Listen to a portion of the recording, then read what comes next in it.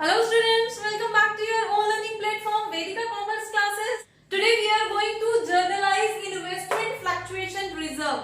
अब investment fluctuation reserve होता क्या है वो पहले समझ लेते हैं। सबसे पहले तो investment क्या होता है? Investment is जब आप किसी अमाउंट को, किसी सेविंग को, किसी फ्यूचर प्रॉफिट की एक्सपेक्टेशन में कहीं पे खर्च करते हो तो वो आपकी इन्वेस्टमेंट बोली जाती है। ठीक है, जैसे कि आपने किसी कंपनी के, किसी दूसरी कंपनी के शेयर्स खरीद लिए, आपकी इन्वेस्टमेंट है। ठीक है, नाउ अब उसमें कुछ फ्लक्चुएशंस आएंगी। फ्लक्चुएशंस मींस उनका प्राइस, उस इन्वेस्टमेंट का प्राइस कभी अप हो सकता है, कभी डाउन हो सकता है, इंक्रीज डिक्रीज हो सकता है। तो उसकी वजह से हमारी इन्वेस्टमेंट के अंदर कुछ लॉस या प्रॉफिट होने की पॉसिबिलिटीज होती हैं। अब प्रॉफिट होगा तो कोई इश्यू नहीं है, प्रॉफिट तो ऑर्गेनाइजेशन के लिए फेवरेबल पॉइंट है। लेकिन अगर लॉस हो गया तो उस लॉस को हम अपने ऑर्गेनाइजेशन से उस पॉइंट ऑफ टाइम पे कैसे एडजस्ट करेंगे, ये एक बड़ा क्वेश्चन होता है। तो उस केस में हमारे लिए बेटर होता है कि हम पहले से ही कुछ रिजर्व मेंटेन करके रखें और जिसका नाम होता है इन्वेस्टमेंट फ्लक्चुएशन रिजर्व, IFR जिसको हम बोलते हैं। ठीक है, अब IFR के अंदर हम मेनली 3 वैल्यू कैलकुलेट करते हैं। One is book value, then market value and आपके रिजर्व का अमाउंट, और रिजर्व इज व्हाट, आपका IFR। नाउ अब IFR की वजह से अगर प्रॉफिट हुआ है देन, एंड अगर IFR की वजह से लॉस हुआ है तो उस लॉस का भी एक बड़ा रोल होता है हमारे IFR को जर्नलाइज करने के लिए।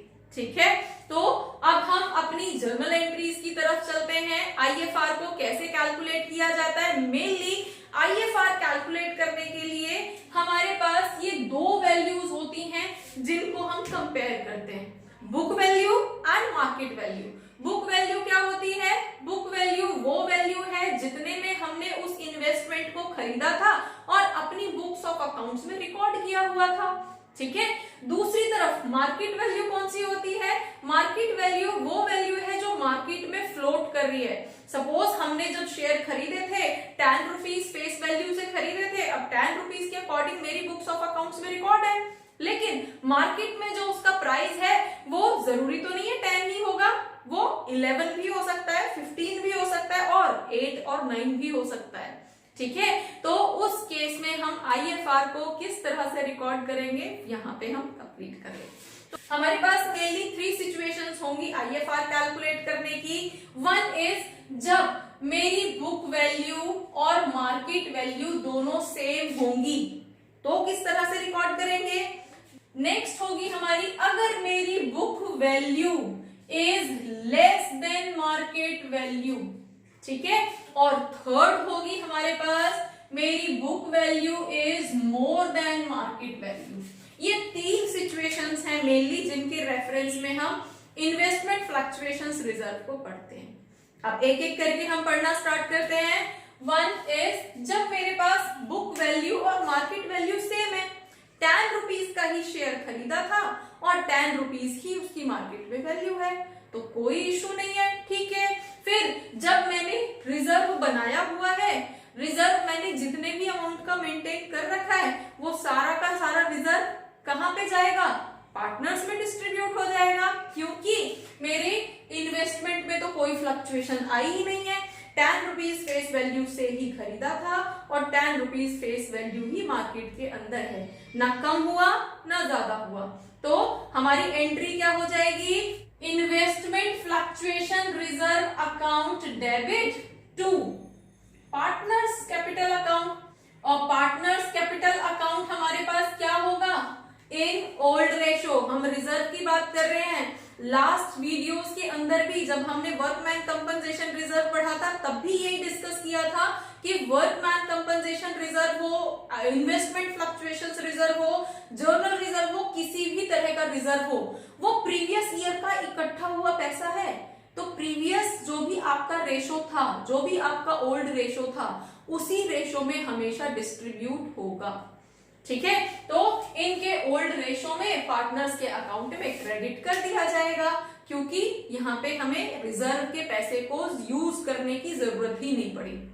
ठीक है, next is book value is less than market value.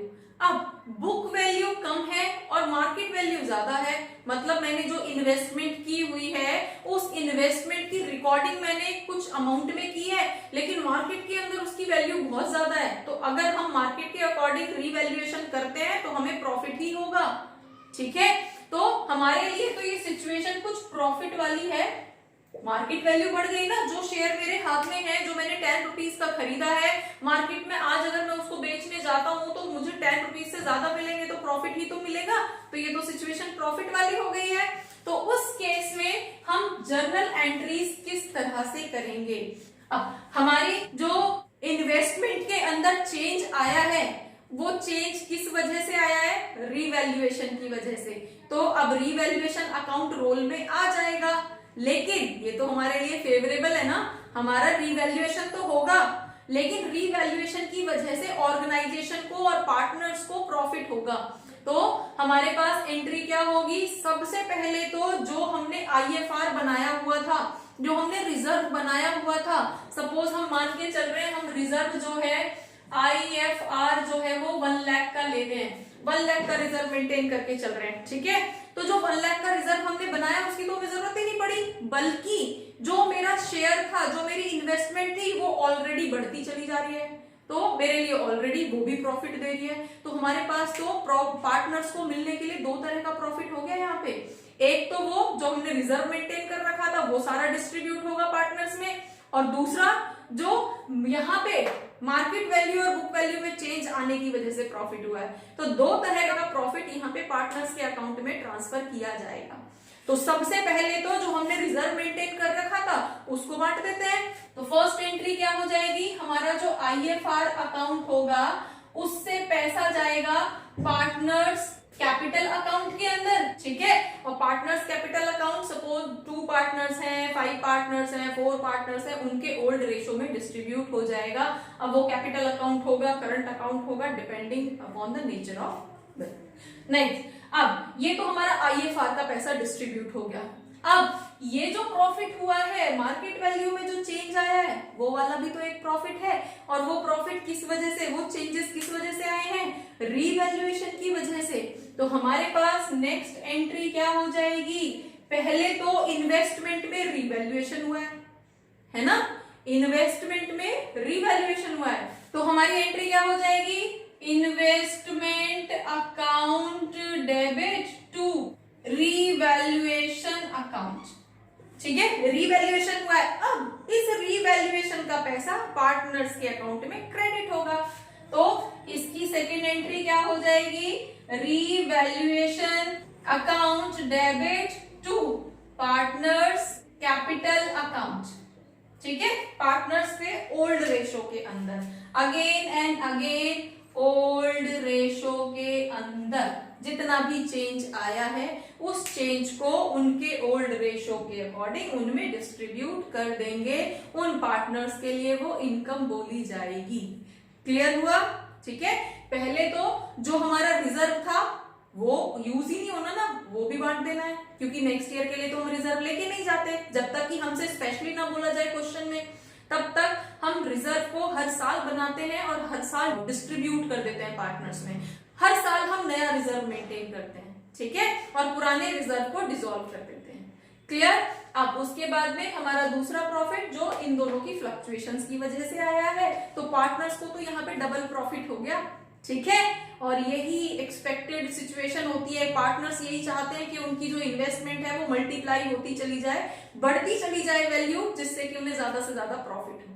ठीक है, तो यहाँ भी हमें कोई प्रॉब्लम नहीं है, फर्स्ट सिचुएशन में हमें कोई प्रॉब्लम नहीं थी, पार्टनर्स के लिए फायदा ही फायदा था। दूसरी तरफ दूसरी सिचुएशन में डबल फायदा था पार्टनर्स के लिए, लेकिन हमारी थर्ड सिचुएशन बहुत टिपिकल हो जाती है। Now the third situation is book value is more than market value. Book में तो हमने 10 रुपीज के अकॉर्डिंग फेस वैल्यू लिखी हुई है शेयर की, लेकिन मार्केट के अंदर वो 10 रुपीज में कोई खरीदने को तैयार नहीं है, तो ये तो मेरे लिए लॉस वाली सिचुएशन हो गई। अब अगर लॉस हुआ है तो उसकी एंट्रीज कैसे होंगी आईएफआर के अंदर, वो हम यहाँ पे करेंगे। ठीक है, नाउ अगर लॉस हुआ है तो अब हमारे पास कंपेयर करने के लिए कुछ वैल्यूज होंगी। फर्स्ट क्या थी, हमने बुक वैल्यू और मार्केट वैल्यू को कंपेयर किया, ये था हमारा फर्स्ट स्ट्रेटेजी। ठीक है, अब हम यहाँ पे आ गए हैं लॉस की सिचुएशन में। तो इफ लॉस इज देयर, तो अगर लॉस होता है तो फिर हम क्या कंपेयर करते हैं, हम लॉस को एंड आईएफआर के पैसे को कंपेयर करना स्टार्ट कर देते हैं। कितना लॉस हुआ है और उतना मेरे पास रिजर्व मेंटेन है या नहीं है, ये कंपेयर करना स्टार्ट कर देते हैं। ठीक है, तो इस लॉस के केस में अगेन हमारे पास 3 सिचुएशन आती हैं और वो 3 सिचुएशंस क्या होती हैं, डन।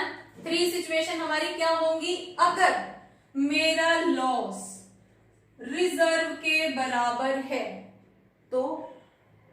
सेकेंड सिचुएशन, अगर मेरा जो लॉस हुआ है इस फ्लक्चुएशन की वजह से वो मेरा मोर देन रिजर्व है, तो लॉस ज्यादा है, रिजर्व कम पड़ गया।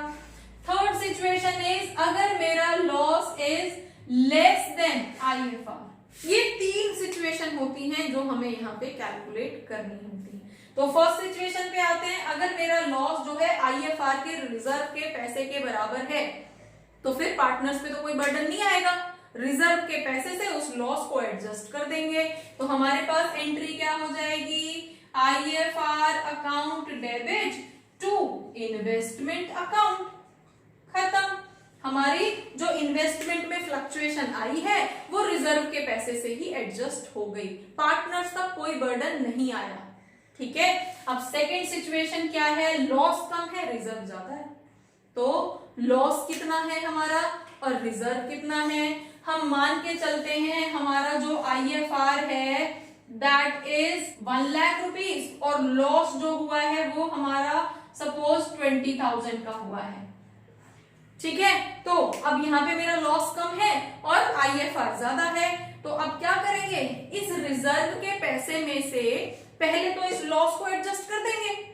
अब 20,000 का लॉस एडजस्ट हो जाएगा, बाकी बचा हुआ जो 80,000 है वो क्या होगा, वो पार्टनर्स में डिस्ट्रीब्यूट हो जाएगा, पार्टनर्स के लिए वो इनकम बन जाएगा। हमारे पास यहाँ पे जो एंट्री होगी that would be IFR account debit. अब आईएफआर में कितना पैसा था, 1 लाख, उससे हमने पहले क्या किया, इन्वेस्टमेंट अकाउंट को सेटल कर दिया। इन्वेस्टमेंट की वजह से जो फ्लक्चुएशंस आई हैं, फ्लक्चुएशंस की वजह से जो लॉस हुआ है वो हमारा 20,000 हमने एडजस्ट कर दिया।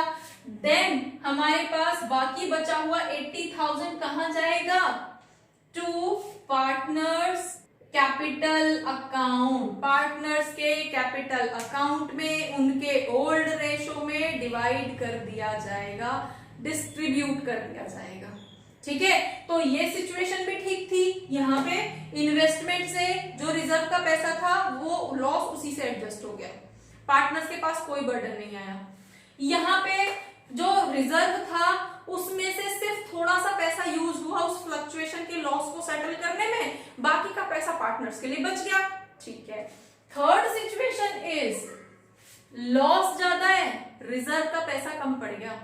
अब हम मान के चले थे कि आईएफआर तो हमारा 1 लाख है, लेकिन जो लॉस है वो सपोज 1,50,000 है, तो 50,000 की शॉर्टेज आ गई ना। तो अब यहाँ पे क्या करेंगे, जब पार्टनर्स को बचा हुआ पैसा इनकम में डिस्ट्रीब्यूट किया जा रहा था, तो अब जब फर्म के एसेट की वैल्यू कम हो रही है तो उस वैल्यू को बैलेंस करने के लिए पार्टनर्स से ही तो पैसा लिया जाएगा, उन्हें ही डेबिट किया जाएगा। तो हमारे पास यहाँ पे एंट्री क्या हो जाएगी, अगेन रीवैल्यूएशन रोल में आएगा।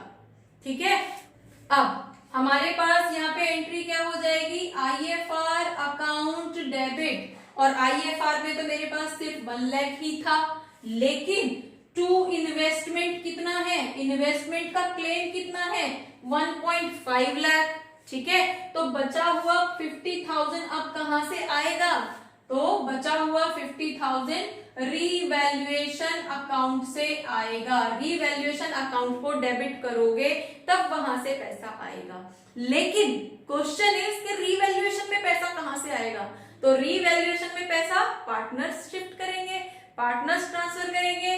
तो हमारे पास यहाँ पे क्या आ जाएगा next, partners capital account debit to revaluation account. और रीवैल्यूएशन अकाउंट में कितना पैसा देना है, 50,000। तो 50,000 रुपीज जो है वो पार्टनर्स के कैपिटल अकाउंट से ट्रांसफर किए जाएंगे, पार्टनर्स के अकाउंट को डेबिट किया जाएगा इन देयर ओल्ड रेशो, उनके ओल्ड रेशो के अंदर उनसे पैसा मंगाया जाएगा, टोटल 50,000। ठीक है, आईएफआर के अंदर यही एंट्रीज होती हैं। बच्चे इन्हीं एंट्रीज में नॉर्मली कई बार कंफ्यूज हो जाते हैं और एग्जाम के अंदर जो भी एडमिशन का या रिटायरमेंट का या डेथ का किसी भी का भी एक क्वेश्चन 100% आएगा और उसके अंदर कई बार इन्वेस्टमेंट फ्लक्चुएशन रिजर्व की एंट्री होती ही होती है। तो ये आपके लिए एक मोस्ट इंपॉर्टेंट टॉपिक है, तो इसको होपफुली आपको ये समझ आ गया होगा। For more keep watching, keep learning. Thank you.